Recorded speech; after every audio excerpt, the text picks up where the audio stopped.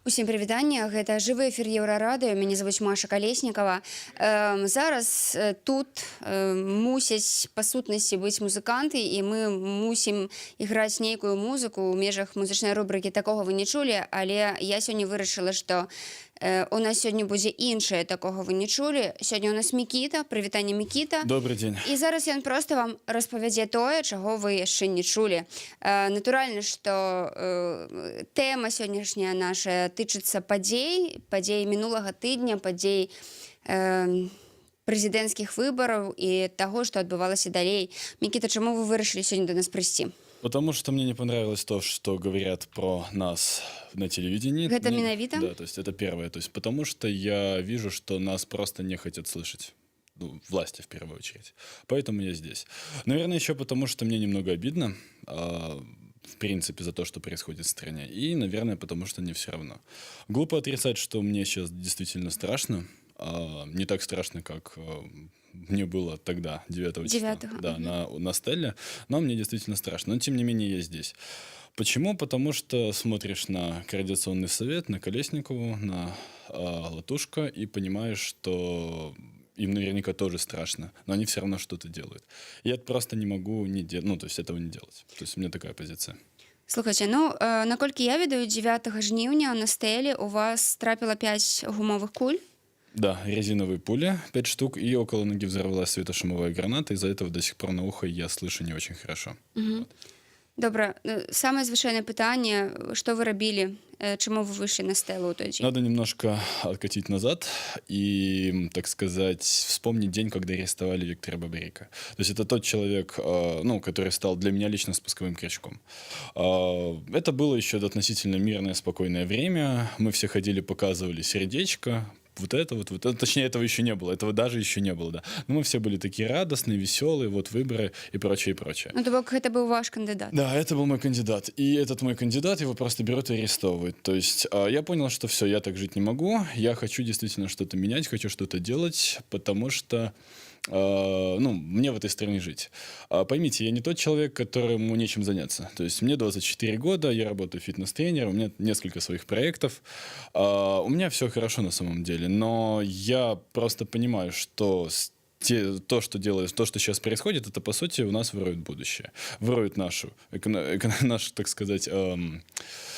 Я даже не буду сейчас рассуждать про какие-то эфемерные свободы, это и так понятно. Я просто говорю даже про экономику. То есть мы 100% будем жить хуже просто из-за действий властей. То есть даже не про удержание власти, просто за их курс. Вот. Что я начал делать? Я попытался стать членом участковой избирательной комиссии. Разумеется, у меня это не получилось. Делал это через платформу «Честные люди». Потом я пошел в наблюдатели. Там нам сказали, что максимум 5 наблюдателей, потом, что 3 наблюдателя. И в итоге все эти 3 наблюдателя оказались от БРСМ и Беларуси.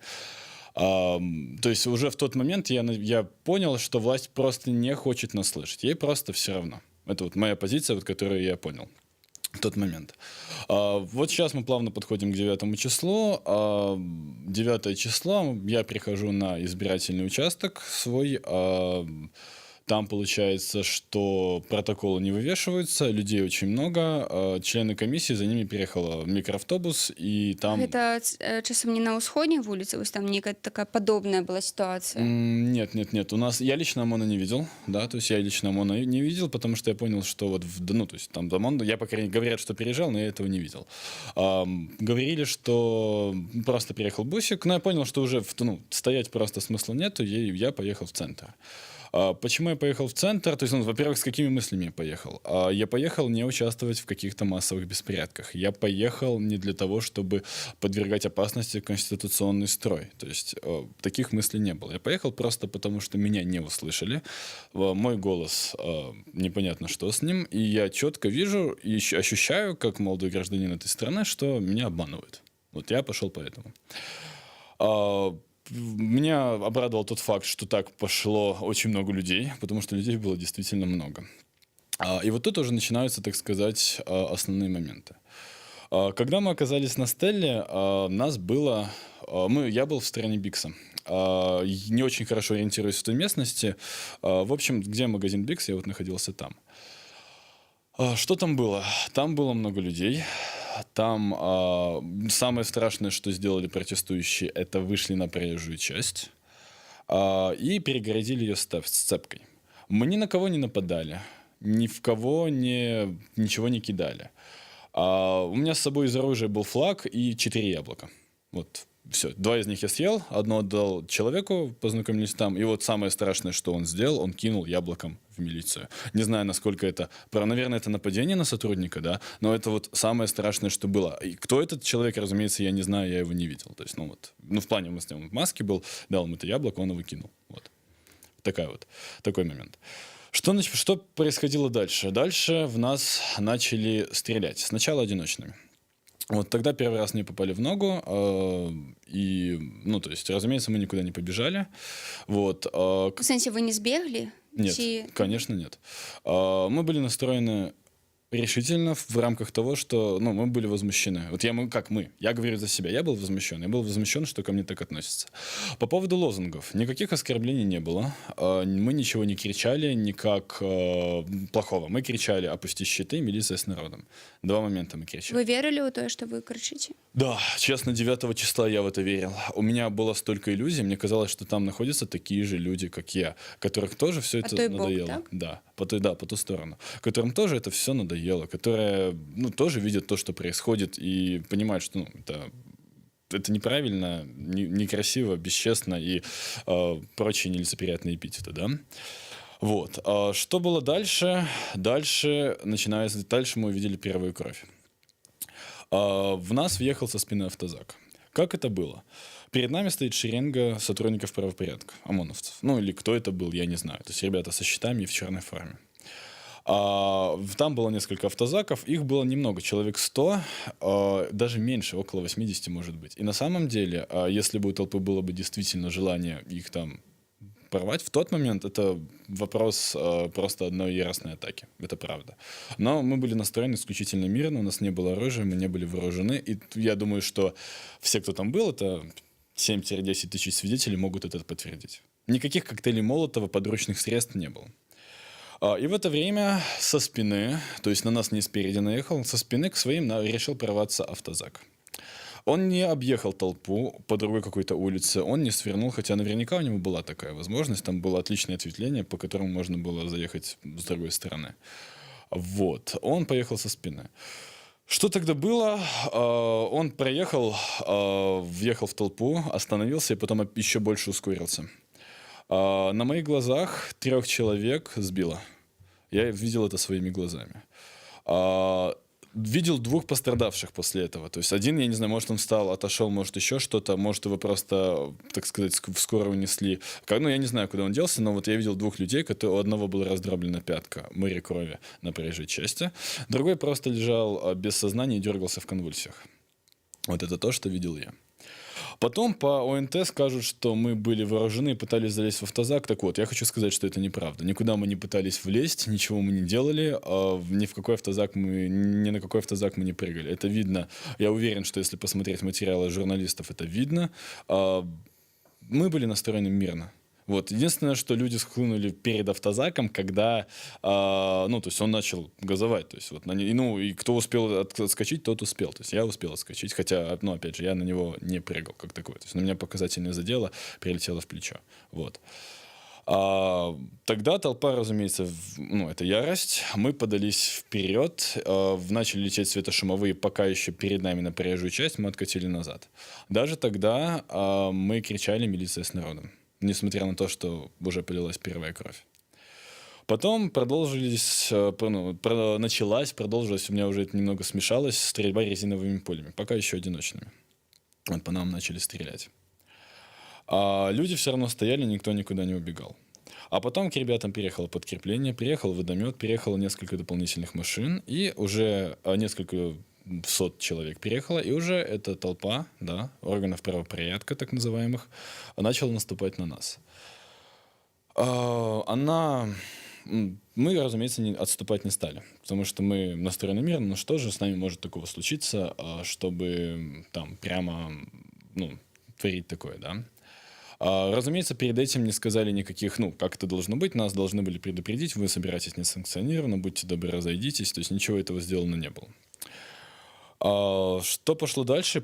Дальше пошло то, что в толпу стали лететь светошумовые, гранаты, дымовые шашки, и, если не ошибаюсь, там были какие-то зажигательные. Они так ну, падали, взрываются, и там небольшой такой огонек появляется. Это вот полетело в толпу.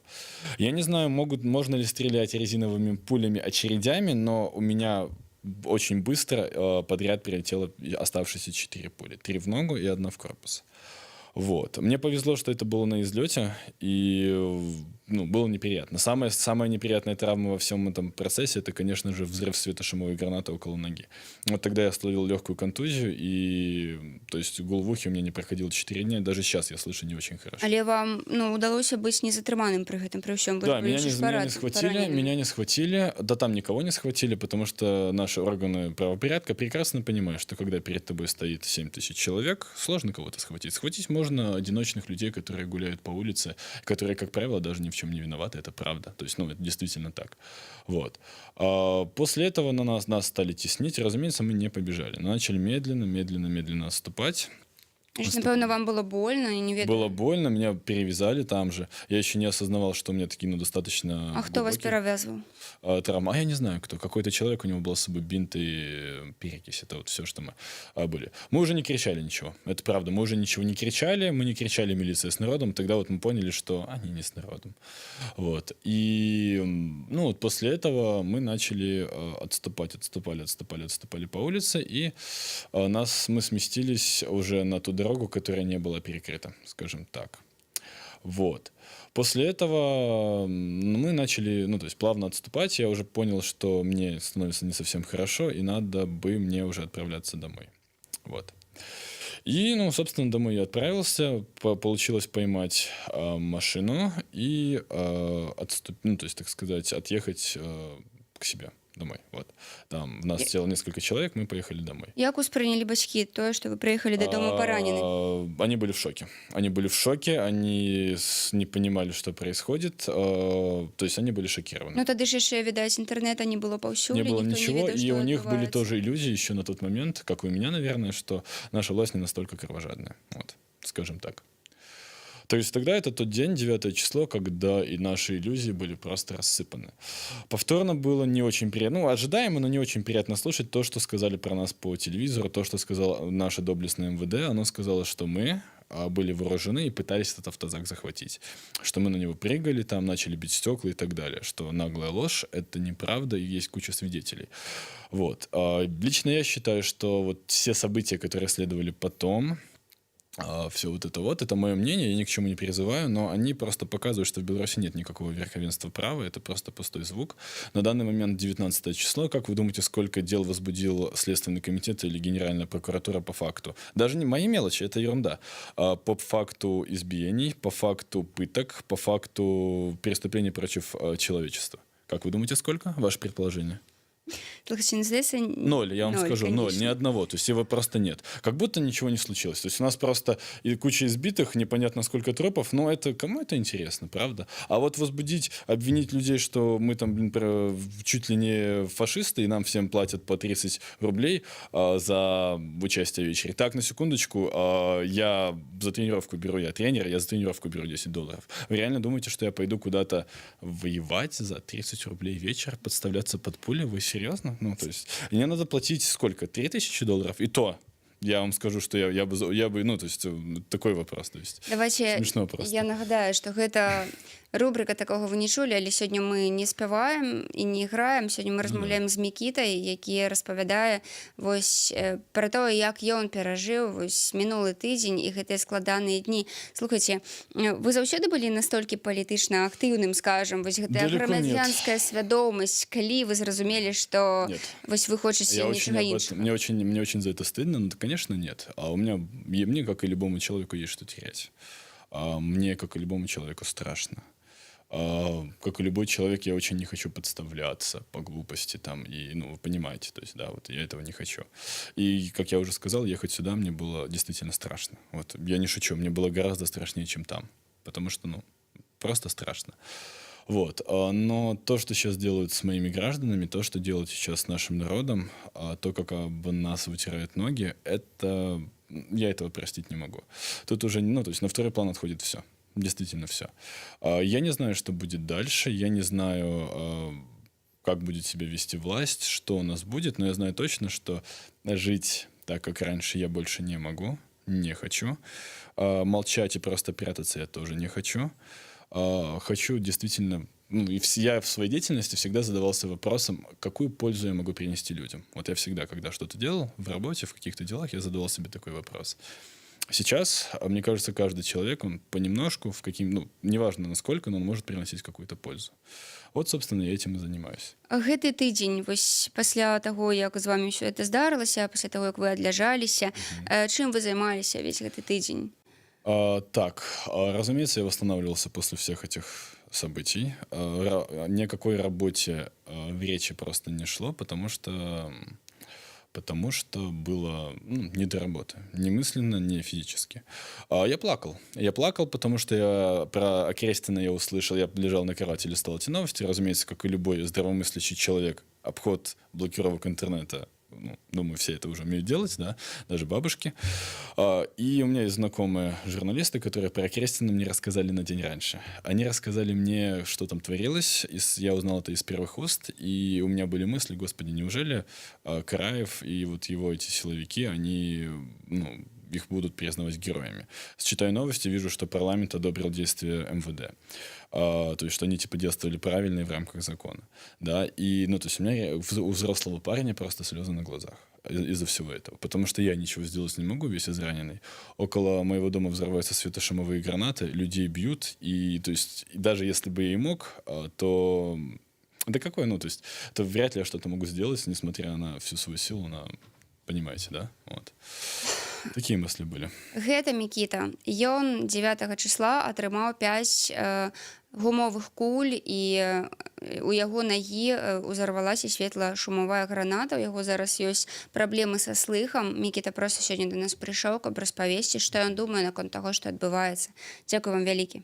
Спасибо.